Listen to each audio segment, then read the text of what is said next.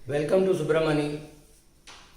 ये मैंने सोचा कि ये वीडियो मुझे हिंदी में भी बनाना चाहिए, क्योंकि बहुत से ऐसे लोग हैं जिनके पास शायद ये सवाल हो। तो इस बंदे ने मुझसे पूछा, मैं तेरा सवाल पढ़ लूँ। इस बंदे ने मुझसे पूछा कि मेरे पास 1.5 करोड़ रुपया है और मैं अभी तक 51-52 साल का हूँ। एग्जैक्ट एज लिखा नहीं है, जैसे रिटर्न के मैं अपने 50s में हूँ। मतलब 50 के ऊपर तो है, बट 50 के ऊपर कितना है वो नहीं लिखा। मैं मानता हूँ 52-53 साल के होंगे। इससे मैं 5 साल में रिटायर होने वाला हूँ 2025 में। मेरे पास 1.5 करोड़ रुपया है और वो ज़्यादातर bank FD, bank saving bank account, PPF और यहीं पे है, मतलब डेट में ही है। और डेट में भी सरकारी डेट ही में ही है, मतलब बॉन्ड फंड में, म्यूचुअल फंड में वगैरह नहीं है। और मेरे पास मेरी बेटी की शादी है, बट बेटी की शादी के लिए अलग से पैसा है, वो इसमें से नहीं निकालना है। और मुझे मेरी बीवी जो है वो मेरी धर्मपत्नी घर में रहती है, वो मतलब वो खुद नहीं कमाती है, she is a house wife. और हाँ, मेरे पास कोई पेंशन नहीं है और लेकिन मेरे पास मेडिकल इंश्योरेंस है। तो क्या ये 1.5 करोड़ रुपया मेरे लिए काफ़ी है? मेरे रिटायरमेंट के लिए क्या ये 1.5 करोड़ रुपया काफ़ी है? और इसका मैं कोई एसेट एलोकेशन कुछ और करूं? अभी ऐसे सवाल मेरे पास बहुत से आते हैं, स्पेशली जो लोग एक 50 के ऊपर या 45 के ऊपर के हैं, जिन्होंने आज तक इक्विटी में कभी निवेश नहीं किया। मतलब ये सब सिर्फ डेट में ही रहते हैं और उनको ये लगता है कि मैं डेट में ही रहूँगा, मुझे कोई ये सवाल ये पूछ रहे हैं, क्या मुझे ज़रूरत है क्या कि मैं कुछ और करूँ? तो इसमें 2-3 चीज़ें हैं। इनका घर खर्च उन्होंने नहीं लिखा कितना है। अगर मैं मान लूँ कि इनका घर खर्च आज 5 लाख रुपया है सालाना, तो शायद 10 लाख रुपया हो जाएगा एक उनके 60 साल की उम्र में। और ये रिटायर शायद 58 में हो रहे हैं, 4-5 साल बता रहे हैं, तो शायद 58 में रिटायर हो रहे हैं। 58 में अगर मैं मान लूँ इनका घर खर्च है 10 लाख रुपया, होगा 10 लाख रुपया, तो इनको कम से कम 3 करोड़ रुपया चाहिए, जो कि इनके पास नहीं है। इनके पास 1.5 करोड़ है, लेकिन ये 1.5 करोड़ भी थोड़ा बहुत बढ़ेगा, लेकिन उतना नहीं बढ़ेगा, 5 साल में डबल तो नहीं होगा। तो ऐसे लोगों को 2-3 चीज़ों की याद दिलानी पड़ती है कि पहले तो आप ये मानते हो कि आपको रिस्क नहीं लेना है।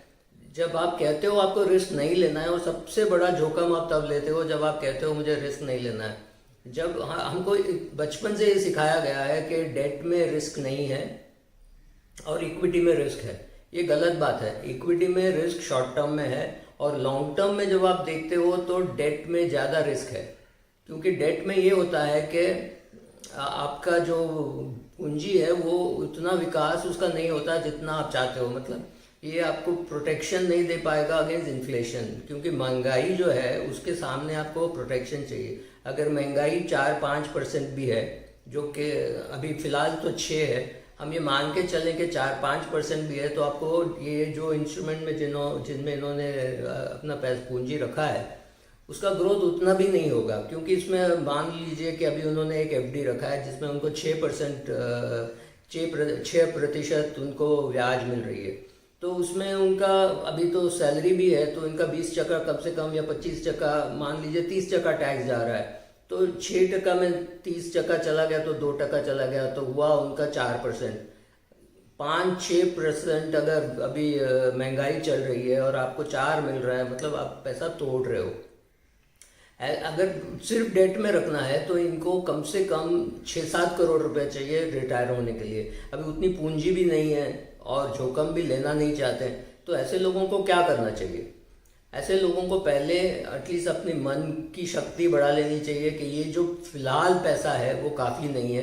तो मैं 58 में रिटायर हो भी जाऊँ तो मुझे कम से कम 65-70 साल तक मुझे नौकरी करनी है। इन्होंने अपना हेल्थ कंडीशन भी नहीं लिखा और पता नहीं क्या काम करेंगे, लेकिन इतना काम करना चाहिए कि अपना घर खर्च वहाँ से निकल जाए। वहाँ से पैसा बचेगा नहीं, वो ठीक है, वहाँ पे उनको कम टैक्स लगेगा, क्योंकि अभी शायद वो 15-20 लाख रुपया कमा रहे हैं, या जो भी अमाउंट कमा रहे हैं उस पर टैक्स भी लगता होगा। जब वो नौकरी रिटायरमेंट के बाद जो नौकरी करेंगे उसमें कम टैक्स लगेगा।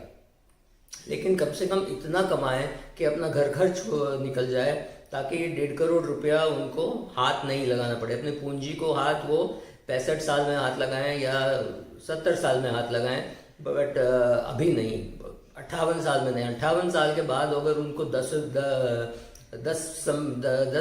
बरस का समय मिलता है, 10 बरस का समय मिलता है, तो कम से कम एक बार डबल तो हो जाएगा। तो मतलब उनका 1.5 करोड़ का हो जाएगा 3 करोड़। फिलहाल उनका 1.5 करोड़ है, तो मैं मानता हूँ कि 2-2.25 करोड़ तो हो जाएगा रिटायर होने तक। 2.25 करोड़ को अगर ये करके 10 साल में डबल कर लेते हैं तो कम से कम वो 4.5 करोड़ नहीं, 4 करोड़ के आसपास तो पहुंच जाएगा, फिर वो रिटायर हो सकते हैं। तो पहला तो समय ज़्यादा ले लें, दूसरा आप खर्च कम करके अभी भी SIP स्टार्ट करें। कम से कम 20,000-25,000 का SIP करें, या हो सके तो 50,000 का SIP करें अगले 6-7 साल तक। अगले 6 साल तक अगर 50,000 का SIP करते हैं इक्विटी में, मतलब 12 लाख रुपया, मतलब या अबाउट साल का 6 लाख रुपया उनका निवेश होगा। अगले 5 साल में मतलब 20-25 लाख रुपया तक तो उनका निवेश हो ही जाएगा, विच इज़ ओके। उसको ये मान लें कि वो उसको 70 साल की उम्र तक हाथ नहीं लगाएंगे, तो क्योंकि उनके पास अभी समय बहुत कम है। फिर ये जो पैसा है उसको थोड़ा बहुत PPF में है, थोड़ा बैंक डिपॉजिट्स में है, उसको कुछ करके उसमें से वो आमदनी शुरू करें, या थोड़ा पैसा कैपिटल का भी विड्रॉ कर लें। लेकिन 25-30 लाख रुपया जो इन्होंने इक्विटी में डाला है, उसको इक्विटी से तब तक नहीं निकालें जब तक इक्विटी में काफ़ी तेजी नहीं हो जाएगा। एक आध बार इक्विटी में ऐसा होगा कि 60% रिटर्न मिला या 70% रिटर्न मिला एक ही साल में, उस साल में थोड़ा पैसा निकाल के कहीं और रखें, तब तक वो इरेलेवेंट है कि क्या करेंगे। लेकिन उनको 2 चीज़ों की फिक्र होनी चाहिए। एक, बहुत लंबे समय तक जीना।